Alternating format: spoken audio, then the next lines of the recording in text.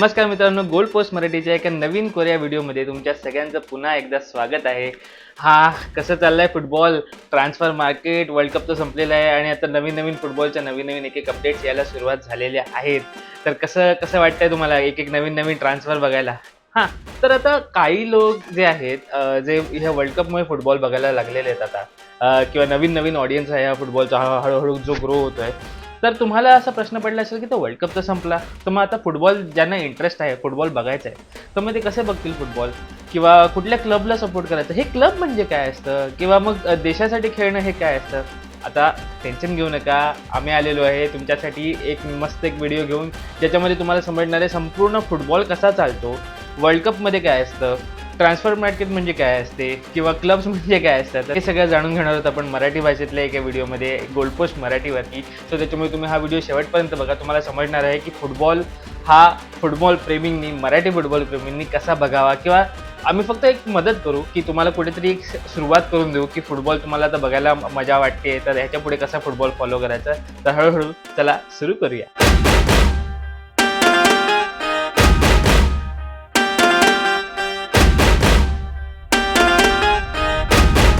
आता world cup तर संपलेला आहे. आणि आता क्लबच्या मॅचेस हळूहळू सुरू होतील आणि एक मजा यायला लागणार आहे. Manchester city, Barcelona, Chelsea, Manchester United, Liverpool, कुठल्या टीम्स येणार आहेत एक. पण हे क्लबच्या मॅचेस असतात त्या म्हणजे काय असतात, आणि हे वर्ल्ड कपपेक्षा वेगळं कसं असतं? आता क्लबच्या मॅचेस ज्या असतात त्या म्हणजे असतात, आता तुम्हाला उदाहरण द्यायला झालं तर IPL. आता IPL मध्ये मुंबई इंडियन्स खेळते, चेन्नई सुपर किंग्स खेळते, रॉयल चॅलेंजर्स बँगलोर खेळतात. तर ह्या कशा फ्रँचायझी आहेत. म्हणजे इंडियासाठी जेव्हा विराट कोहली खेळतो, तो एका इंडियन जर्सीमध्ये खेळतो, पण जेव्हा तो क्लबसाठी खेळतो तेव्हा रॉयल चॅलेंजर्स बँगलोर त्या क्लबमधून खेळतो.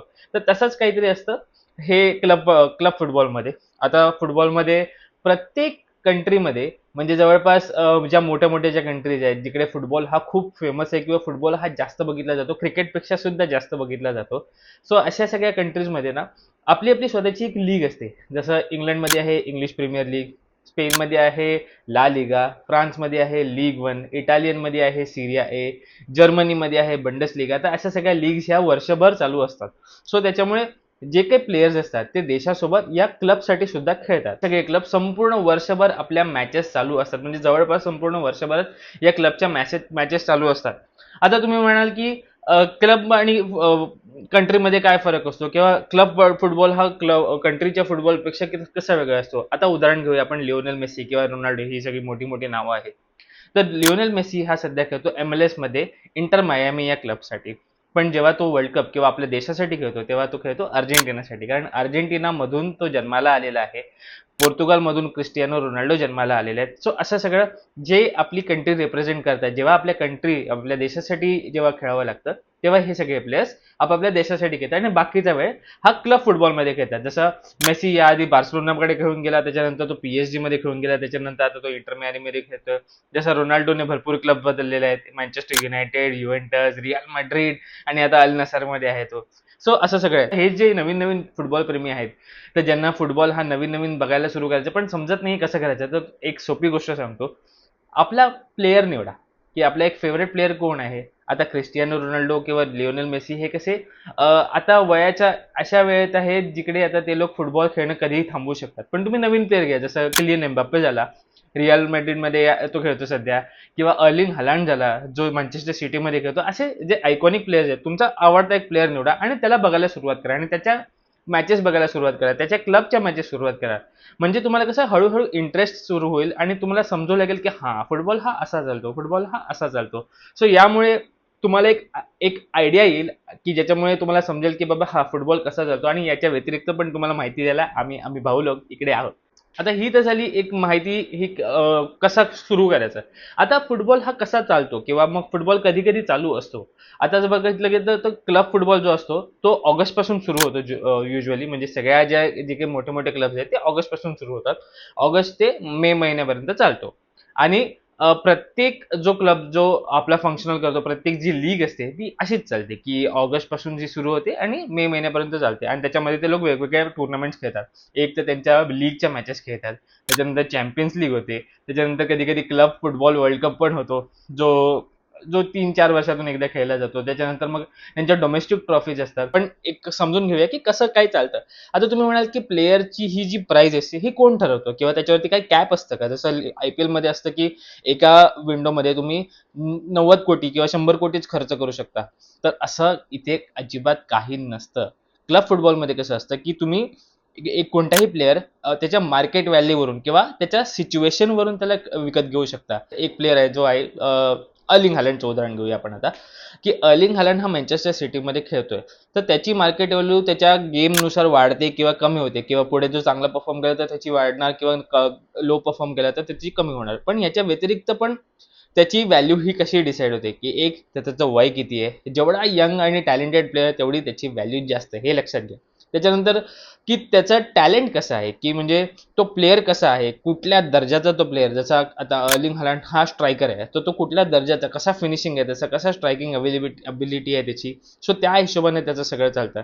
याच्या व्यतिरिक्त की मार्केटमध्ये काय चालू आहे. आता समजा की मँचेस्टर सिटीमध्ये हा प्लेअर खेळतोय आणि उद्या येऊन जर बार्सिलोना बोलले की आम्हाला हा प्लेअर पाहिजे, तर बार्सिलोनामध्ये सध्या काय सिच्युएशन आहे, त्यांच्याकडे कुठला स्ट्रायकर आहे का सध्या, किंवा त्याला ह्याला बॅकअप म्हणून खेळवायचा आहे का.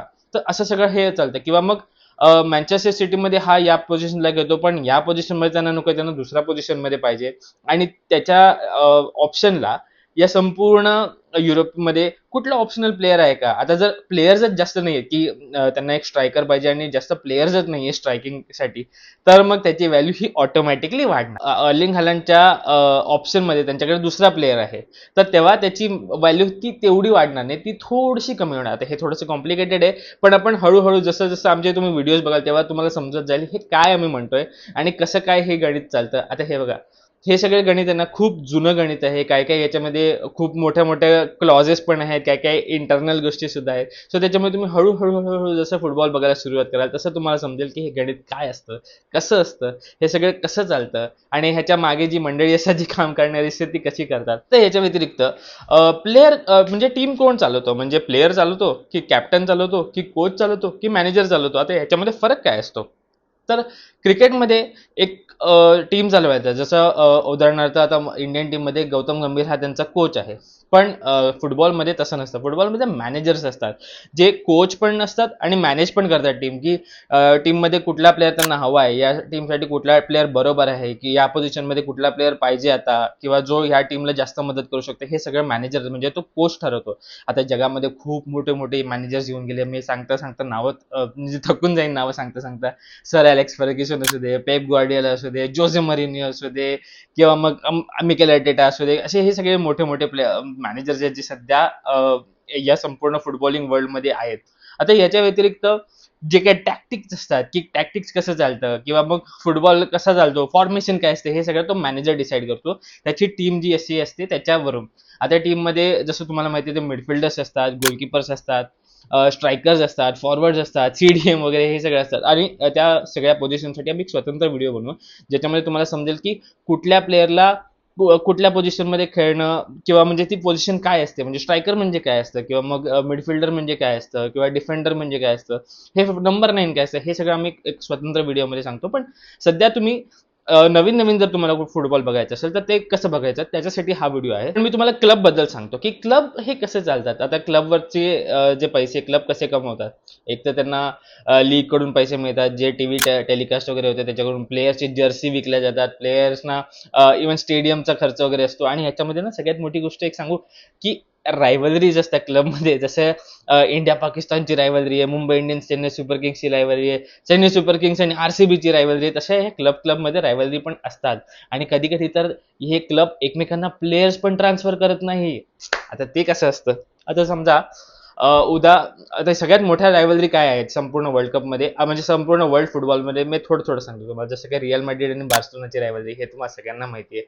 त्याच्यानंतर मँचेस्टर सिटी आणि मँचेस्टर युनायटेडची रायव्हलरी आहे. त्याच्यानंतर लंडन क्लब्स म्हणजे चेल्सी आर्सेनलची रायव्हलरी, चेल्सी टॉटनमची रायव्हलरी. आता ह्या सगळ्या अशा मोठ्या मोठ्या रायव्हलरी आहेत. काय असतं की जर कुठला प्लेअर जर मँचेस्टर युनायटेडमध्ये खेळतो, तर तो मँचेस्टर सिटी ही कधी कधी विकत घेत नाही, किंवा ते लोक कधी कधी त्यांना विकतच नाहीत. का? कारण तो त्यांचा रायव्हल क्लब आहे, ज्यांची दुश्मनी आहे त्या क्लब बरोबर, तर त्या क्लबना जर आम्ही आमचा प्लेअर दिला आणि कदाचित तो तिकडे जाऊन चांगला खेळला, तर ही एक मोठी गोष्ट आहे. जसं उद्याचा जो मी एक्झाम्पल म्हणजे एक उदाहरण म्हणजे जो उद्या एम एस धोनी जो चेन्नईमध्ये खेळतो, तो उद्या जर मुंबईमध्ये खेळायला लागला तर आणि मुंबईला त्याने जिंकवलं तर म्हणून चेन्नई सुपर किंग्स ही मुंबईला कधीच विकणार नाही. सेम गोष्ट ही क्लबच्या बाबतीमध्ये पण लागू होते, की कुठला प्लेअर आता अर्लिंग हालंड हा मँचेस्टर सिटीमध्ये खेळतो, पण उद्या येऊन जर मँचेस्टर युनायटेड म्हणाली की आम्हाला हा प्लेअर पाहिजे, तर नाही. कारण याच्यामध्ये फॅन्स इन्व्हॉल्व्ह असतात, फॅनचे इमोशन इन्व्हॉल्व्ह असते, मॅनेजमेंट इन्व्हॉल्व्ह असते, अख्खा क्लब इन्व्हॉल्व्ह असतो, क्लबचा इतिहास इन्व्हॉल्व्ह असतो. सो त्याच्यामुळे खूप कमी होतं. आता हे कुठले कुठले उदाहरणं आहेत जे अशा रायव्हल क्लबमध्ये गेलेले आहेत, ती उदाहरणं तुम्हीच सांगा. एक मोठं उदाहरण म्हणजे लुईस फिगो. आम्ही मागच्या एका व्हिडिओमध्ये पण थोडंसं बोललो होतो. सो असं सगळं हे खूप क्वचित होतं, म्हणजे 100 एकदा असं काहीतरी होतं की ज्याच्यामध्ये आपला प्लेअर हा कुठला रायव्हल क्लबमध्ये जाऊन खेळलाय, हे सगळं होतं. हे सगळं असं सगळं असतं हे फुटबॉलचं वर्तुळ, की प्लेयर्स कसे असतात, टीम्स कशा असतात, कुठल्या कुठल्या लीग चालतात. आता तुम्ही हळूहळू जसं जसं फुटबॉल हळूहळू बघायला सुरुवात कराल, तसं तसं तुम्हाला इंटरेस्ट वाढत जाईल की कुठली कुठली लीग असते, कुठले कुठले प्लेयर्स असतात, काय काय चालू आहे सध्या फुटबॉलमध्ये. आणि त्याच्यानंतर पण तुम्हाला मदत लागली तर आम्ही आहोत, तुम्ही आम्हाला विचारा, आम्ही तुम्हाला मदत करू की कसं चालतं फुटबॉलचं गणित आणि हे सगळं बघण्यामध्ये. फुटबॉल हा खूप खूप म्हणजे प्रेमाचा टॉपिक आहे आमच्यासाठी आणि त्याच्यासाठीच आम्ही हे चॅनल बनवलंय. सो त्याच्यामुळे आम्ही अजून प्रयत्न करू की असेच एक छोटे छोटे छोटे छोटे फुटबॉलचे इन्फॉर्मेटिव्ह व्हिडिओ तुम्हाला देत राहू, म्हणजे तुम्हाला सुद्धा आमच्यासोबत फुटबॉल बघायला खूप मजा येईल आणि आमच्यासोबत मॅचेस बघायला खूप मजा येईल. सो त्याच्यामुळे तुम्ही आमच्यासोबत राहा. तुम्ही सांगा तुम्हाला हा व्हिडिओ कसा वाटला आणि या व्हिडिओमध्ये तुम्हाला अजून काय काय बघायला आवडेल, म्हणजे पुढच्या येणाऱ्या व्हिडिओमध्ये तुम्हाला काय काय बघायला आवडेल. फुटबॉलमध्ये तुम्हाला एक कुठली स्पेसिफिक गोष्ट आहे का ज्याबद्दल तुम्हाला असं वाटतं की आम्ही व्हिडिओ बनवावा आणि ते तुम्हाला बघायला आवडेल, तुम्ही ते सुद्धा सांगा आणि आम्ही नक्की त्याची दखल घेऊ आणि नक्की त्याच्यावरती व्हिडिओ नक्की बनवू आणि ही आम्ही हमी देतो. सर हा होता एक छोटा मोठा व्हिडिओ ज्याच्यामध्ये आम्ही फुटबॉलबद्दल बोललो, फुटबॉल कसा चालतो याच्याबद्दल बोललो, पण याच्या व्यतिरिक्त पण आम्ही बोलू. सर तुम्ही बघत राहा गोलपोस्ट मराठीचं चॅनल, आपला फुटबॉल आपली भाषा.